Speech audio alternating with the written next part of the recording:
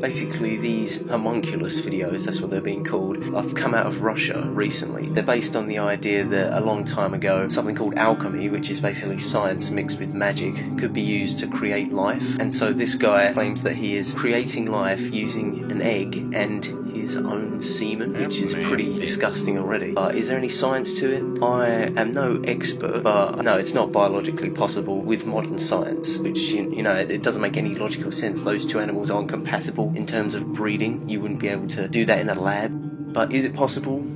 Yes, anything's possible. Here's the theory against it, right? Several people have pointed this out, that it looks like plasticine, it's white. And how we'd create the illusion of movement would be by placing metal balls inside the plasticine and then using a magnet off screen to manipulate the limbs to give it the appearance of life. That's what I believe this is, because it just doesn't make sense otherwise. How can you do this?